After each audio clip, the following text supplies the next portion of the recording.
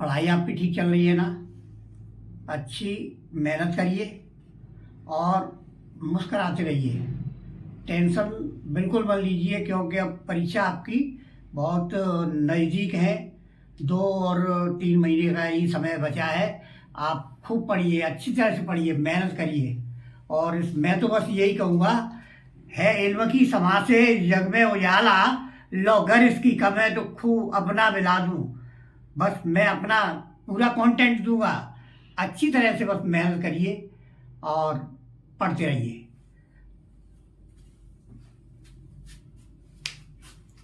आज जो है सेंट्रल आइडिया की सीरीज में आज मैं पोएम नंबर 4 उसका जो है सेंट्रल आइडिया कराएंगे। इसकी व्याख्या हिंदी में इसकी एक्सप्लेनेशन कर दूंगा और बिल्कुल सरल शब्दों में मैंने ये जो है सेंट्रल आइडिया आपका लिखा है। इसमें बहुत ही सिंपल सरल भाषा का इस्तेमाल किया है। आइए। A thing of beauty is an inspiring poem composed bye John Keats. जैसा कि मैं बता दूं, ये जो जॉन कीट्स के बारे में थोड़ा सा परिचय दे रहा हूं कि जॉन कीट्स एक रोमांटिक कवि हैं और इन्होंने अपनी पोएम में रोमांटिक पुट मिलता है। और क्योंकि ये ज़्यादा दिन तक तो नहीं चल पाए, मात्र 26 साल की उम्र में इनका प्राणांत हो गया और ये संसार से चल बसे। क्योंकि इनका एक लड़की से मोहब्बत था जिसका नाम फैनी ब्राउन था। उसके प्यार में धोखा देने के कारण इनका जो है दिल एकदम टूट गया और ये प्रकृति के ऊपर जो कविताएं लिखने लगे और इनकी कविता में श्रृंगार की प्रधानता भरपूर मिलती है। आइए देखते हैं। A thing of beauty is an inspiring poem. A thing of beauty is an inspiring poem. सुंदरता की एक वस्तु एक इंस्पायरिंग पोएम है। इसका टाइटल है सुंदरता की वस्तु नामक कविता। एक जो है प्रेरणादायक कविता है, कंपोज्ड बाय जॉन कीट्स, जो कि जॉन कीट्स के द्वारा रचित है। In this poem the poet describes the importance and quality of beauty. इस कविता में कवि डिस्क्राइब्स वर्णन करता है द इम्पोर्टेंस महत्व को, क्वालिटी गुण को ऑफ ब्यूटी। इस कविता में जॉन कीट्स सुंदरता के महत्व को तथा उसके गुण के वर्णन करता है।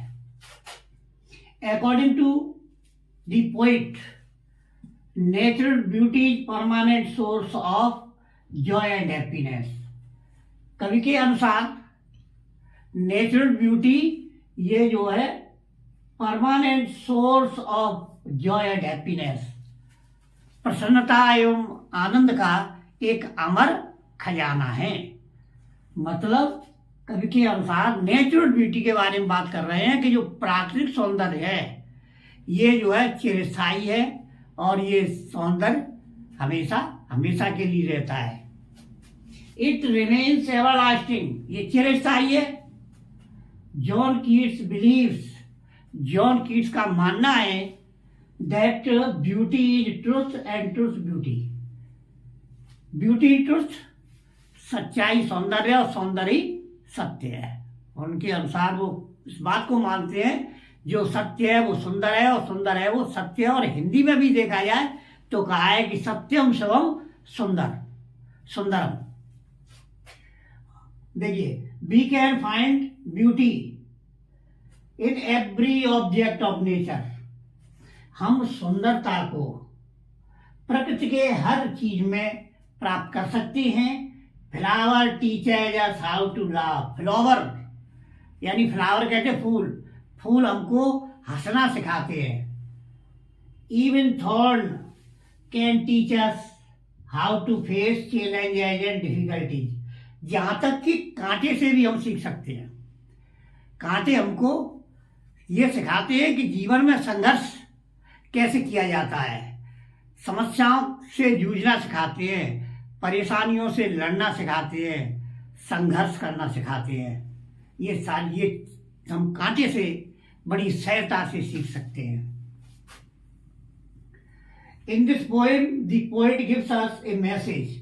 इस कविता में जॉन कीट्स हमको एक संदेश देते हैं कि it is our thinking that makes good or bad, कि ये हमारी विचारधारा है, हमारे विश्वास है, हमारे विचार हैं, हमारे आइडियाज हैं जो हमें अच्छा और बुरा बनाते हैं।